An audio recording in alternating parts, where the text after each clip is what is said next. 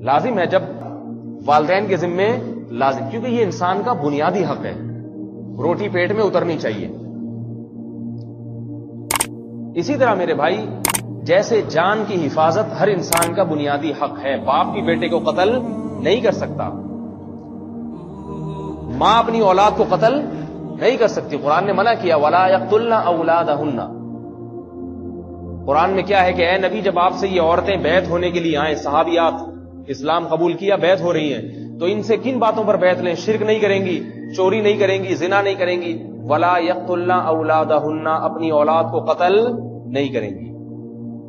اولاد کے قتل میں علماء نے دونوں صورتیں لکھی ہیں، بچے کو پیدا ہونے کے بعد قتل کر دیا غربت کی وجہ سے، کھلائیں گے کہاں سے؟ ایسا زمانہ جاہلیت میں ہوتا تھا، بعض دفعہ والدین اس لیے مارتے تھے، بھائی روٹی پانی کا ہمارے لیے انتظام نہیں ہے، اس کو کہاں سے؟ اور دوسرا اولاد کا قتل، ماں حمل ضائع کرا دیتی تھی، پیٹ میں حمل ٹھہر گیا، چھوڑو گرا دو اس کو، کون ٹینشن اٹھائے بچے کی، ولادت کے بعد اس کو 2 سال پالنا، یہ ٹینشن حمل گرا دیتی تھی ماں، زمانے جاہلیت میں بھی ہوتا تھا۔ تو ان دونوں صورتوں کو علامہ ابن کثیر رحمۃ اللہ علیہ فرماتے ہیں، دونوں صورتوں کو قرآن نے حرام قرار دیا۔ کیوں؟ حمل آپ روک سکتے ہیں، بعض صورتوں میں روک سکتے ہیں، لیکن حمل ٹھہر گیا، بچے میں جان پڑ گئی، اب یہ اس کا بنیادی حق ہے کہ اسے دنیا میں پیدا ہونے دیا جائے، کیونکہ اللہ نے اس کو پیدا ہونے کے لیے سلیکٹ کر لیا ہے، سلیکشن ہو گئی ہے خدا کی طرف سے۔ اب ماں باپ اپنی بنیادوں پہ کہ ہمارے لیے بڑی ٹینشن ہے پالنا، اب والدین کو اس کی اجازت، بولو بھائی، بول کیوں نہیں رہے بھائی آپ لوگ؟ نہیں اجازت اس کی، لیکن والدین پی جاتے ہیں، حمل گر رہے ہیں صبح شام، ہسپتالوں میں بہت ہو رہی ہے۔ بچہ پیدا ہونے کے بعد تو مار نہیں سکتے کیونکہ کیس ہو جائے گا، دنیا کیس کرے گی، لوگ پوچھیں گے کہاں گیا بھائی، ہوا تھا کہاں گیا، اور پیٹ میں گرا دو پتہ بھی نہیں چلتا کسی کو۔ لیکن یاد رکھو یہ دنیا میں پتہ نہیں چل رہا، قرآن کہہ رہے وَإِذَا الْمَوْءُودَةُ سُئِلَتْ بِأَيِّ ذَنبٍ قُتِلَتْ۔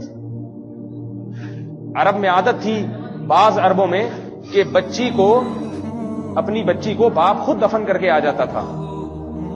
اب جب باپ ہی دفن کر رہا ہے تو باپ سے کوئی انتقام لے سکتا ہے کیا؟ وہ کہے گا میری اولاد میں نے دفن کیا، لیکن قرآن کہہ رہا ہے قیامت کے دن زندہ دفن کی ہوئی بچی سے خدا پوچھے گا بِأَيِّ ذَنبٍ قُتِلَتْ، بتا تجھے کس جرم میں قتل کیا گیا، خدا انتقام لے گا۔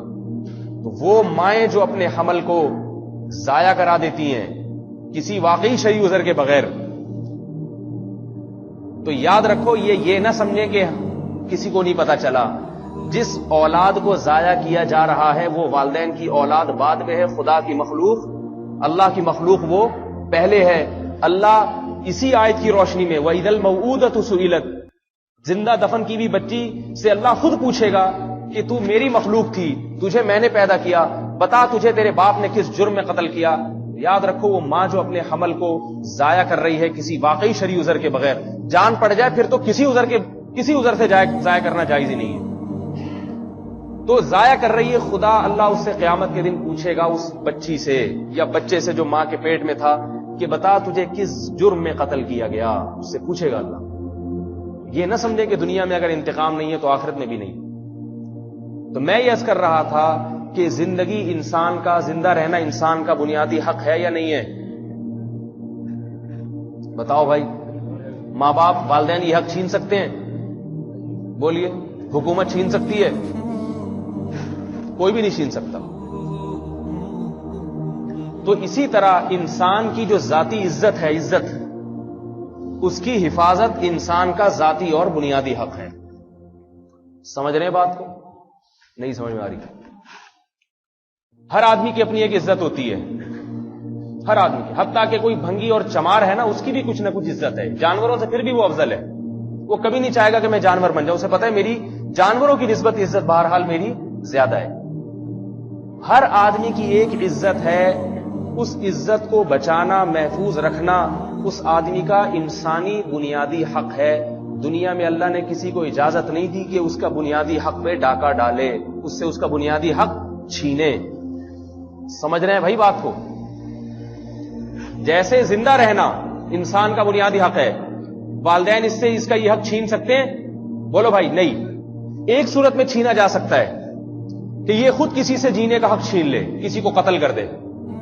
اگر یہ کسی کو قتل کر دے گا تو بدلے میں اس کو قتل کیا جائے گا. اس کو قصاص کہا جاتا ہے. سمجھ رہے ہو بھائی بات؟ جب تک کوئی واقعی قوی عذر نہ ہو تو آپ کسی سے زندگی کا حق نہیں چھین سکتے، حتیٰ کہ کافر سے بھی اس کی زندگی کا حق نہیں چھینا جا سکتا. بعض فقہاء نے لکھا ہے کہ میدان جنگ میں کافر کو جو قتل کیا جاتا ہے اس کے کافر ہونے کی وجہ سے کیا جاتا ہے. امام ابو حنیفہ رحمہ اللہ تعالی فرماتے ہیں کہ نہیں، کافر ہونے کی وجہ سے نہیں. اس کا کافر ہونا اس بات کا تقاضا کرتا ہے کہ اس کو زندہ رکھا جائے تاکہ یہ آزمائش میں پڑے، آزمائش ہو، اس کی امتحان ہو زندگی میں، اور پھر آخرت میں اس کو سزا دی جائے. اگر اس کو قتل کرنے کا حکم ہوگا تو دنیا میں اس کی آزمائش کیسے ہوگی؟ پھر زندہ کسی کو آپ ایگزامینیشن ہال سے ہی باہر نکال دیں، پھر ریزلٹ کا مطلب کیا ہوا؟ ایگزامینیشن ہال میں بٹھا کے رکھا جائے گا اس کو، تبھی اس کا امتحان ہوتا ہے. 3 گھنٹے جو ایگزامینیشن ہال میں ہیں وہ پورے کیے بغیر کوئی نکال اس کو نہیں سکتا. اب کافر کو دنیا میں اللہ نے کتنے وقت کے لیے بھیجا ہے؟ جتنے ٹائم کے لیے بھیجا، امتحان کے لیے بھیجا. اب اگر آپ اس کو پہلے قتل کر دیتے ہیں، اس کا مطلب ہے آپ اپنی مرضی سے ایگزامینیشن ہال سے اس کو باہر نکال رہے ہیں.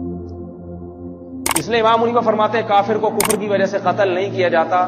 میدان جنگ میں کافر کو اس لیے قتل کیا جاتا ہے اس کی طاقت اور قوت کو توڑنے کے لیے، کیونکہ وہ مسلمانوں کو مار رہا ہے.